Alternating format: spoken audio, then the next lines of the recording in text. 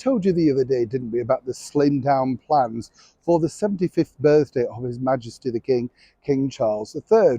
And I think once again he's just hit the right tone, the right moment, the nail on the head as it were, because obviously in a mega cost of living crisis, it would seem again really ostentatious.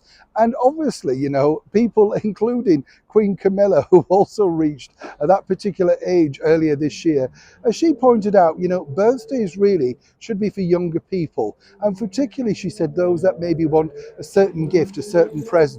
She said, you all know the excitement of what it's like receiving, I don't know, that photograph album or the very first vinyl album that you wanted, you know, your LP. And I thought that was really, really clever, in fact, because she's true.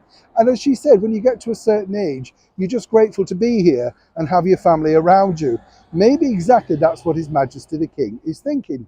But now there are other problems already within his reign regarding certain costs, as one can imagine. You see, the biggest problem over here in the United Kingdom, having such a long reign from Queen Elizabeth II, is quite literally that her cipher is everywhere.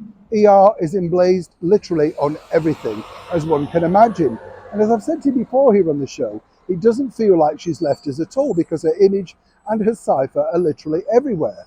But now the post office over here have a bigger problem, and as ever, let me explain. Hi, good morning. Shall we have a quick wave in between? You fancy a wave? Just to wake us up. I know, yeah. I know. Anyway, nice to see you. Thank you so much for your company. And as ever, thank you for choosing to tune in and get all the royal nostalgia, fun, and sometimes a little bit grittier news shared with you. I truly appreciate your company. Back as ever though to this royal story. As you can see from this particular footage here, there's this wonderful, as there are now many, gold paint post boxes up and around the country. These were all in celebrations of the 2012 Olympics. They look fantastic, don't they?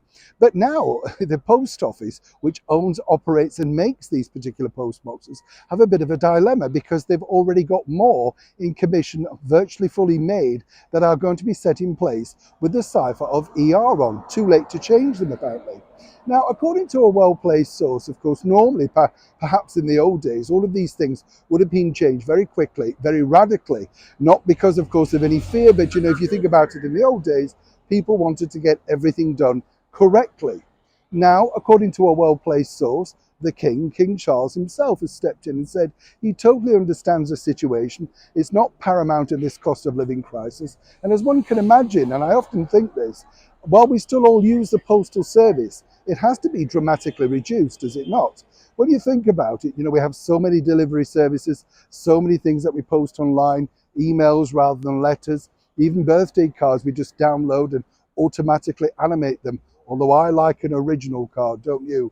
Nothing nicer than receiving something like that through the post. So if you're wondering when will the cipher be changed, well, not just yet. And according to the King himself, it could be some time.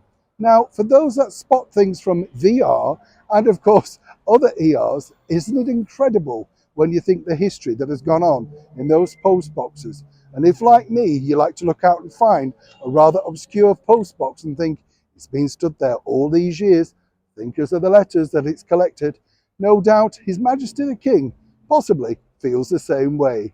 And maybe he gets great comfort also in seeing his mother's cipher still up and around the world.